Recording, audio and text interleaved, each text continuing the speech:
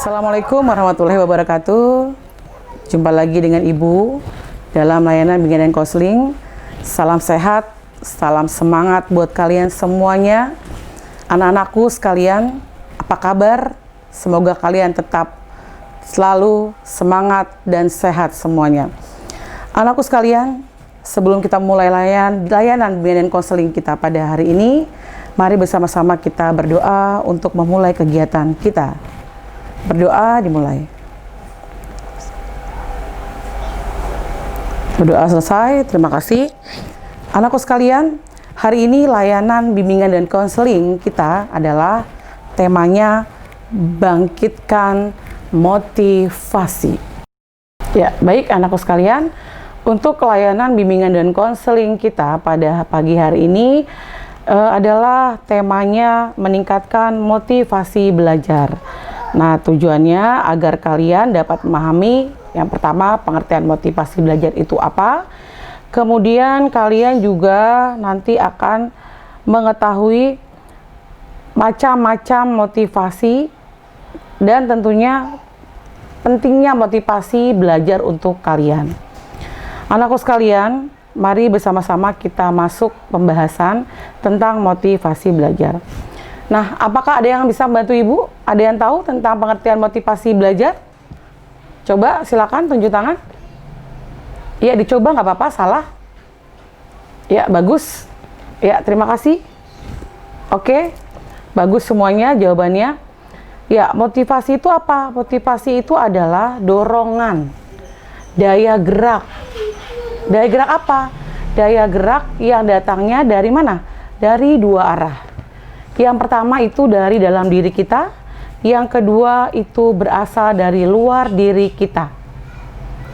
Coba, siapa bisa berikan contoh? Contohnya apa? Yang berasal dari dalam diri siapa? Seperti apa? Ya, bagus. Motivasi yang berasal dari dalam diri kita itu adalah semangat kalian sendiri. Semangat yang muncul karena keingintahuan, karena usaha kalian ingin lebih maju. Itu adalah sangat kuat. Biasanya yang lebih berhasil dalam kemajuan itu adalah motivasi yang berasal dari dalam diri kalian. Tidak menutup kemungkinan motivasi dari luar diri juga the best. Ya, kita beri contoh. Motivasi yang datang dari luar itu adalah semangat yang diberikan oleh orang tua kita, oleh bapak ibu guru, oleh teman kalian, dan lain sebagainya. Nah, anak-anakku sekalian, sudah paham semua penjelasan Ibu tadi? Ya, bagus. Kita akan lanjutkan ke materi selanjutnya. Coba, apa sih ciri-cirinya anak-anak yang punya motivasi yang kuat? Ada yang bisa bantu? Ya, kita perhatikan. Ternyata, ada beberapa ciri yang bisa kalian ketahui. Anak-anak yang memiliki motivasi yang baik, motivasi yang tinggi itu terlihat dari apa? Ya, bagus. 1, ulet. Mana lagi? Oke, 2, apa lagi? Tekun. Iya, kalau dia nggak tekun, dia tidak akan bisa berhasil. Anak yang tekun biasanya tidak patah semangat, tidak pernah putus asa. Salah mencoba, salah mencoba. Selanjutnya, bertanggung jawab. Itu juga termasuk bagian dari anak yang memiliki motivasi tinggi.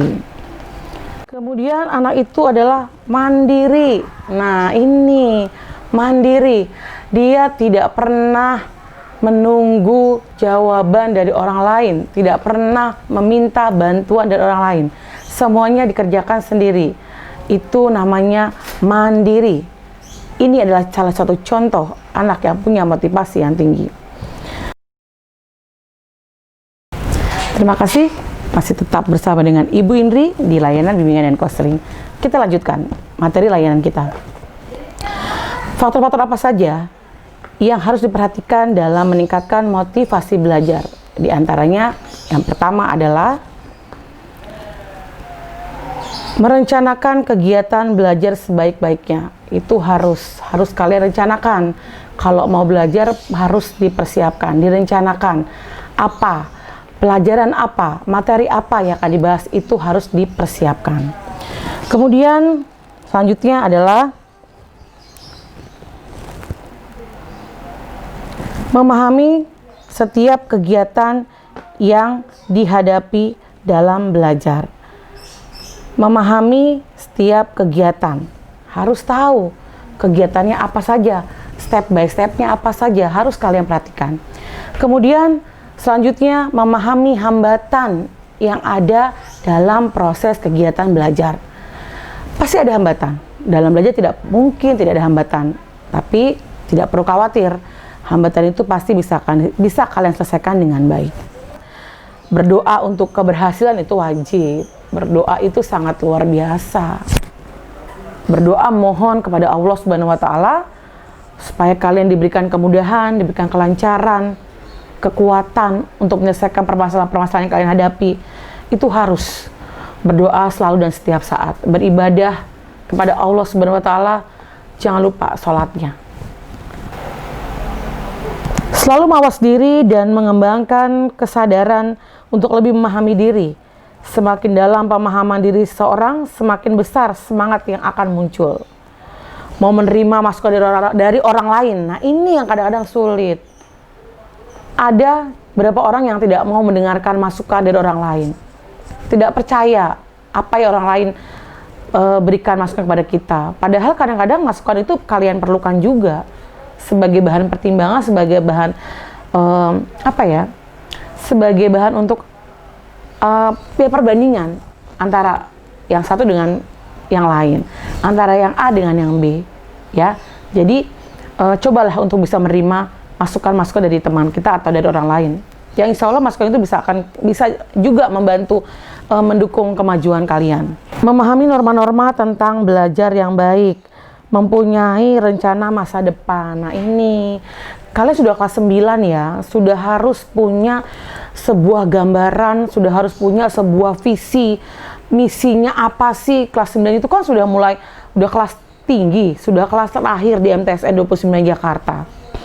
Sudah harus memiliki rencana apa ke depan, mau kemana setelah dari sini, ya kan?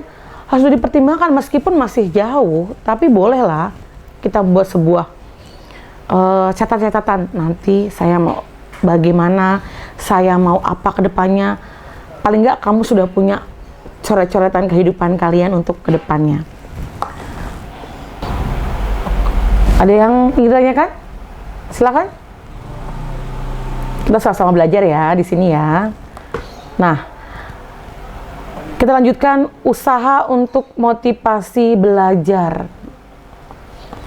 Selain daya gerak tadi, yang niat tadi, yang semangat tadi, yang datang ada dalam diri kita, dari luar diri kalian, ternyata juga harus ada usaha yang harus kita lakukan. Kalian, ibu juga sama, harus tetap mengimprovisasi motivasi, itu juga harus tetap ada, ya, karena kita akan terus berkembang. Ya, pertama, usaha untuk meningkatkan motivasi belajar. Yang terpenting apa? Ada persyaratan akademis.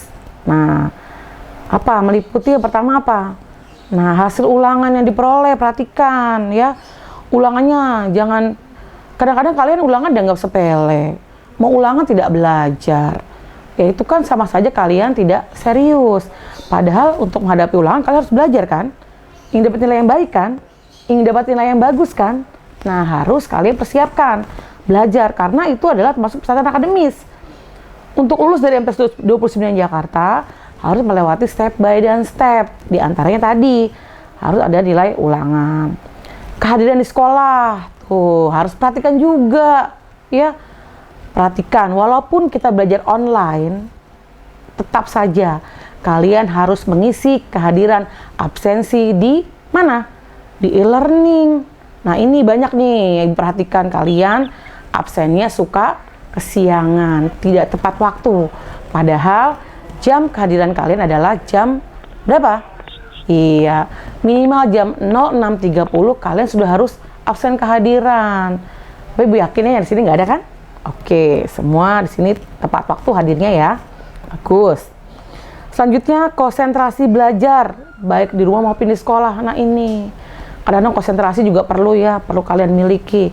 Kalau kalian nggak konsentrasi, kita buyar semuanya. Yang sudah kita pikirkan dalam otak kita, dalam pikiran kita, dalam benak kita sudah mau bicara A, tiba-tiba menjadi B, tiba-tiba menjadi C. Karena apa? Karena konsentrasinya buyar, karena konsentrasinya sudah mulai kabur. Nah, baik, selanjutnya kesehatan fisik maupun mental yang menunjang kegiatan belajar. Kalian harus sehat fisik dan mental. Karena orang yang tidak sehat tidak mungkin bisa belajar, ya. Selanjutnya, kelengkapan catatan pelajaran. Nah, ini terkadang ibu banyak mendengar nih dari guru-guru mapel. Ada berapa anak yang tidak memperhatikan catatannya, ada yang catatannya tidak lengkap. Nah, ini ada suatu kendala buat kalian. Kalau kita mau belajar harus lengkap catatannya, mau ulangan harus lengkap catatannya, ya? Ya tidak? Iya, harus wajib, ya. Tidak boleh tidak lengkap. Selanjutnya, mengerjakan tugas atau pekerjaan rumah yang diberikan oleh bapak dan ibu guru. Nah, kalau kalian tidak mengerjakan PR, bagaimana untuk menunjang tadi usaha yang tadi, meningkatkan motivasi belajar? PR kan pekerjaan rumah, bukan pekerjaan di sekolah, ya. Makanya kalau PR itu dikerjakan dengan baik di rumah. Nah, ini ada persyaratan nih budi pekerti buat kalian, ya. Sebetulnya biasa sudah kalian hadapi, sudah kalian dengar dari ibu juga mungkin sudah pernah menyampaikan, ya. Mungkin di dalam rapat juga di situ ada tentang persyaratan budi pekerti, ya, atau meliputi yang pertama kelakuan, kerajinan, ya. Kelakuan apa saja? Ketaatan terhadap tata tertib di sekolah, bersikap sopan santun dan ramah kepada bapak ibu guru dan karyawan sekolah. Tidak hanya kepada bapak dan ibu guru kalian bersalaman, mencium tangan, tapi kepada seluruh stakeholder yang ada di sekolah kita, OB, seluruh karyawan. Mereka juga ada bagian dari keluarga besar sekolah kita. Kemudian menjalin hubungan baik dengan teman sebaya, dengan teman kalian di sekolah, di sekelas, dengan di kelas lain juga harus baik hubungannya, juga harus akrab, ya. Jangan sampai ada ada kelompok-kelompok tertentu yang menyebabkan kondisinya sosialisasi adaptasi tidak harmonis. Nah, ini yang biasa terjadi di usia-usia kalian, ya. Memperhatikan pelajaran. Nah, kalau kerapihan pasti kalian sudah tahu, ya, tentang kerajinan, kerapihan tentang kerapihan dari berpakaian, kerapihan dalam, ya, rambutnya dan sebagainya. Kalau kalian rapi kan kalian akan tampil lebih oke, lebih ganteng, lebih cantik. Nah, kerajinan di antaranya tadi nih, kehadiran dalam kegiatan belajar mengajar, kehadiran dalam kegiatan ekstrakurikuler. Tapi kalau kelas 9 sudah mulai dikurangi, ya, kegiatan ekstrakurikulernya, ya, karena kalian akan lebih banyak melaksanakan PM dalam materi. Aktif mengikuti kegiatan hari besar, harus aktif tetap, karena kalian bagian dari keluarga besar MTS 29 Jakarta, harus mendukung semua kegiatan yang ada di sekolah kita. Kehadiran dalam kegiatan upacara, mengerjakan tugas dan PR dari guru, kelengkapan dan kerajinan buku catatan, harus rapi bukunya, disampul, diberi nama, tidak dicoret-coret, ya. Tadi udah disampaikan, kerapihan, kebersihan, jangan lupa seragamnya harus yang bersih, yang harum, ya. Karena kalau kalian sudah rapi, sudah cakep, sudah ganteng, sudah cantik, pasti semangat belajarnya akan lebih besar lagi. Motivasi belajarnya akan lebih dahsyat lagi. Dan tentunya apa? Kalau kalian sudah semangat, nilainya juga akan lebih bagus, akan lebih baik, ya kan? Nah, ini kadang-kadang cowok-cowok nih yang suka rambutnya, suka nggak mau disisir dengan rapi, ya. Dipotong yang rapi, yang cowok-cowok nih, ya. Yang perempuan juga sama, rambutnya diikat di dalam, kemudian dirapikan hijabnya supaya lebih keren. Motivasi giat belajar demi masa depan. Peranan orang tua sangat penting dalam masa pertumbuhan anak-anak. Sebaiknya anak-anak diawasi sejak dini agar dapat menumbuh kembangkan motivasi yang positif terhadap anak. Berikut penjelasannya. Untuk lebih mudah memotivasi diri, sebaiknya kalian melakukan hal-hal berikut. Hindari pergaulan bebas, biasakan tidak menonton film berlebihan, dan jangan terlalu update di sosmed.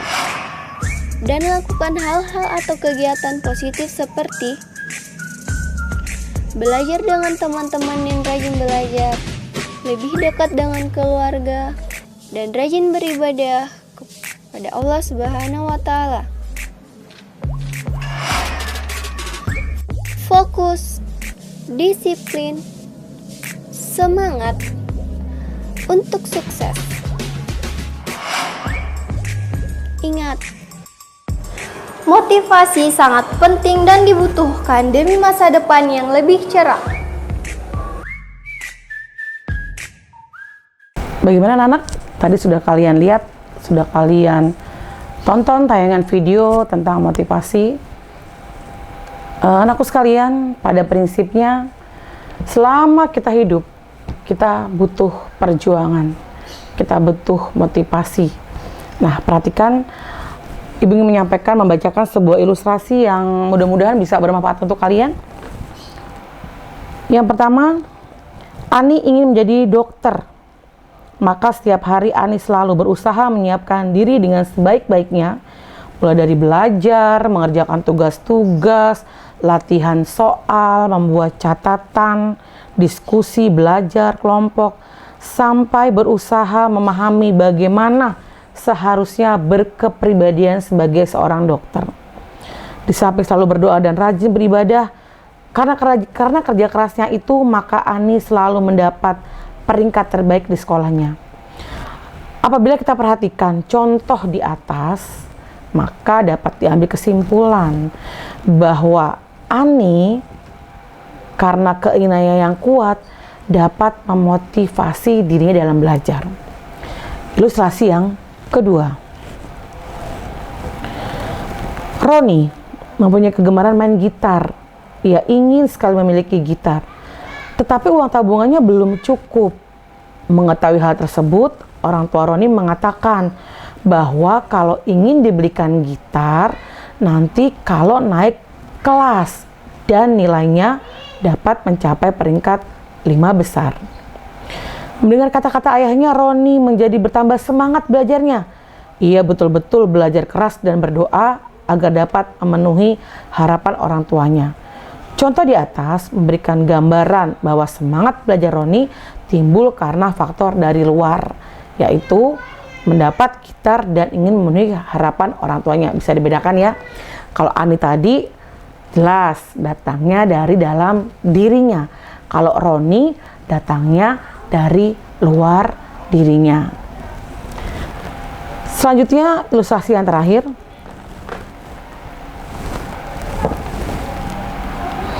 Rudi adalah anak pertama dari 3 bersaudara. Adiknya masih kecil-kecil. Rudi adalah harapan satu-satunya orang tuanya yang akan dapat membantu ekonomi keluarga. Tapi sayangnya, Rudi mempunyai pandangan yang berbeda dengan orang tuanya. Sebagai anak yang mulai berangkat remaja, mulai beranjak remaja, ia ingin gaul seperti teman-temannya. Dengan dalih kebebasan, ia tidak segan-segan membantah nasihat orang tuanya. Hampir setiap hari ia nongkrong bersama teman-temannya, kadang-kadang sampai larut malam, sehingga paginya malas untuk masuk sekolah. Kalau sudah demikian itu, ia terus bolos sekolah. Juga tidak pulang ke rumah, melainkan jalan-jalan ke beberapa tempat hiburan. Suatu hari ditanya oleh guru pembimbingnya, kenapa tidak masuk sekolah? Jawabannya sederhana, yaitu malas. Ya, kita perhatikan ketiga ilustrasi tadi. Ibu berharap kalian bisa mengambil sebuah contoh yang baik. Kalian bisa menyerap dari ilustrasi yang tadi. Kalian silakan pilih yang mana. Yang baik kalian ambil, yang tidak baik silakan kalian tinggalkan. Anakku sekalian, berharap kalian bisa menjadi pribadi yang baik, pribadi yang mandiri, yang bisa diunggulkan, yang bisa jadi kebanggaan kita semua. Ya, perhatikan sedikit hikmah yang bisa kita petik dari materi layanan bimbingan dan konseling kita pada pagi hari ini. Ada kata-kata bijak yang bisa kalian serap, bisa kalian pahami, bisa kalian bisa kalian camkan. Belajar bukan hanya sekolah. Belajar bukan berarti hanya membaca buku, tetapi juga belajar dari setiap kegiatan. Batu sekeras apapun akan berlubang jika ditetesi air terus-menerus. Oleh karenanya, mari kita sungguh-sungguh dalam belajar. Belajar dari apa yang bisa dilakukan agar hidup ke depan lebih baik. Baik anak-anak, terima kasih atas kehadirannya pada layanan bimbingan dan konseling kita pada hari ini. Materi motivasi belajar supaya kalian bisa lebih baik lagi dan bermanfaat untuk kalian semua.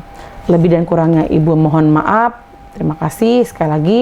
Assalamualaikum warahmatullahi wabarakatuh. Kita jumpa lagi di minggu berikutnya.